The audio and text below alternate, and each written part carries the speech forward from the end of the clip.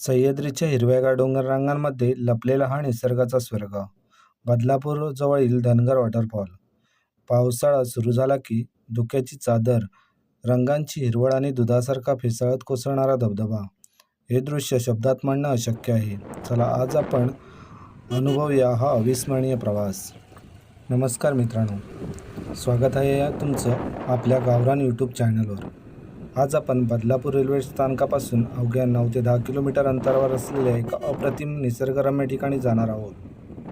पावसाला सुरुवात झाली की हा संपूर्ण परिसर धुक्याच्या चादरीत हरवून जातो आणि प्रत्येक डोंगर जिवंत झाल्यासारखा वाटतो.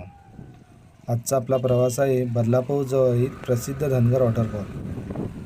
पण कोणत्याही पर्यटनस्थळी जाण्यापूर्वी त्या ठिकाणची खरी परिस्थिती जाणून घेणं खूप महत्त्वाचं असतं. धनगर वॉटरफॉलकडे जाण्यासाठी बदलापूरमधील दहिवली गावातून पुढे कोंडेश्वर मंदिराच्या दिशेने जावं लागतं. रस्ता सुरुवातीला ठीक असला तरी पुढे जाताना तो अरुंद आणि खडबडीत होतो. मोठमोठे खड्डे, घसरते दगड, पावसामुळे तयार झालेल्या भेगा आणि चिखल, त्यामुळे चारचाकी आणि दुचाकी दोन्ही वाहनांना विशेष काळजी घेणं गरजेचं असतं. प्रवासादरम्यान सर्वप्रथम दिसतो तो नयनरम्य कोंडेश्वर तलाव. या ठिकाणी अनेक पर्यटक फोटो आणि व्हिडिओसाठी थांबतात.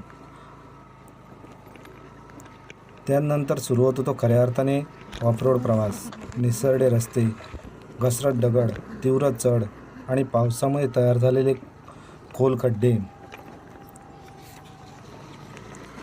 म्हणून जर तुम्ही येथे येण्याचा विचार करत असाल तर वाहनं सावकाश चालवा. चांगले ग्रीप असलेले शूज वापरा आणि स्वतःची सुरक्षा नेहमी प्राधान्य द्या. इथला नजारा जरी खूप सुंदर असला तरी हा रस्ता मात्र खूप खडतर आहे. त्यामुळे या प्रवासामध्ये येताना तुम्ही नक्कीच काळजी घ्या. सह्याद्रीच्या हिरव्यागार डोंगर रांगांमध्ये वसलेला हा धनगर वॉटरफॉल बदलापूरच्या कोंडेश्वर परिसरात आहे. पावसाळ्यात या धबधब्याचे रूप अक्षरशः स्वर्गासारखं दिसतं. उंच कड, धुक्याने भरलेली दरी, वाहणारे छोटे छोटे ओढे आणि निसर्गाला मनात शांत करणारा आवाज. यामुळे मुंबई, ठाणे, कल्याण आणि नवी मुंबई येथील हजारो पर्यटक प्रत्येक विकेंडला येथे भेट देतात. धबधब्यापर्यंत पोहोचण्यासाठी छोटासा ट्रेक करावा लागतो. ट्रेक अवघड नाही, पण पावसाळ्यात माती अतिशय निसरडी होते, म्हणून योग्य शूज वापरणे अत्यंत गरजेचे आहे. दाट धुकं, अथांग हिरवाई आणि आकाशातून जणू दुधाचा शुभ्र प्रवाहच पृथ्वीवर उतरतोय असे अप्रतिम दृश्य. फक्त डोळ्यांनी पाहायचं नसतं तर मनापासून अनुभवायचं असतं. लहान मुले, तरुण, वयोवृद्ध, संपूर्ण कुटुंब, प्रत्येकाच्या चेहऱ्यावर दिसणारा आनंद वेगळाच असतो. उंच कड्यावरून कोसळणाऱ्या पाण्याचा प्रचंड आवाज, हवेत उडणारे थंडगार पाण्याचे तुषार आणि चेहऱ्यावर जाणवणारा गारवा, हे सर्व कॅमेऱ्यात पूर्णपणे कैद करणं जवळजवळ अशक्य आहे.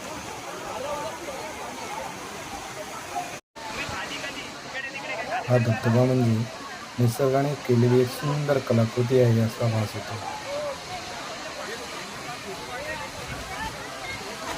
निसर्ग स्वतःचे ते प्रत्येक क्षणाला एक नवीन चित्र रंगवत असतो. जर तुम्हाला शहराच्या गोंगाटापासून दूर जाऊन मनःशांती अनुभवायची असेल तर हा धबधबा नक्कीच तुमच्या आधीत असायला हवा. आता आपण मुख्य धनगर वॉटरफॉल सोडून पुढे कोंडेश्वर मंदिराच्या वरच्या बाजूला असलेल्या आणखी एक सुंदर धबधब्याकडे निघालो आहोत. या ठिकाणी पर्यटकांची गर्दी तुलनेत कमी असते. अरुंद रस्ता, दोन्ही बाजूनी दाट जंगल, अधूनमधून कोसळणारा पाऊस आणि धुक्याने झाकलेले डोंगर, या प्रवासाची मजा वेगळीच आहे. बाईक इथेच पार्क करून आम्ही डोंगराच्या उतारावरून छोट्याशा जाणाऱ्या पायवाटेने पुढे निघालो. निसर्गात जाणवणारा गारवा आता खूप जाणवू लागला होता. ढग अक्षरशः डोंगरावर विसावले होते. थंड वाऱ्यासोबत अधूनमधून पावसाळी सरी अंगावर येत होत्या आणि प्रत्येक पाऊल निसर्गाच्या आणखीन जवळ घेऊन जात होता. काही मिनिटांच्या चालीनंतर आम्ही एका शांत आणि सुंदर धबधब्याजवळ पोहोचलो होतो. मुख्य धबधब्याच्या तुलनेत येथे गर्दी खूपच कमी होती. आजूबाजूला फक्त पाण्याचा आवाज, पक्ष्यांचा मधुर किलबिलाट आणि धुक्याने वेढलेला सह्याद्री.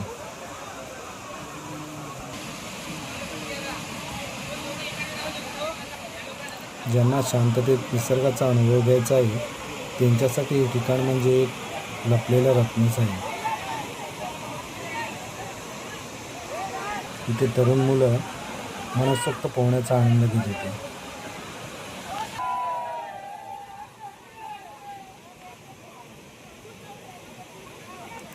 तुम्ही जर अशा ठिकाणी येत असाल तर स्वतःची काळजी घेऊनच तुम्ही पाण्यामध्ये मौजमस्ती करणं गरजेचं आहे.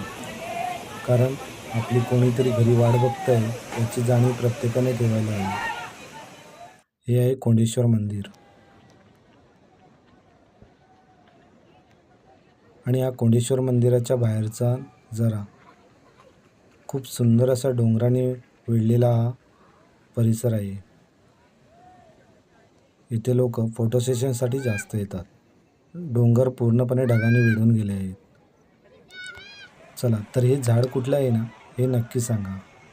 या झाडावर दिसणारी पांढरी शुभ्र फुलं म्हणजे कुड्याची फुलं.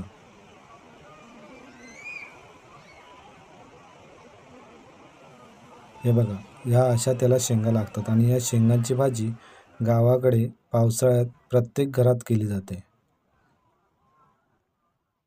फक्त निसर्गाचं सौंदर्य देत नाही तर आपण आपल्या जीवनात आवश्यक अन्यही उदारपणे देत असतो. ग्रामीण निसर्गरम्य आणि ऑफबीट ठिकाणांच्या सफरीसाठी गावरान चॅनलला सबस्क्राईब करायला विसरू नका. पुन्हा भेटूया एका नवीन प्रवासात. तोपर्यंत जय महाराष्ट्र.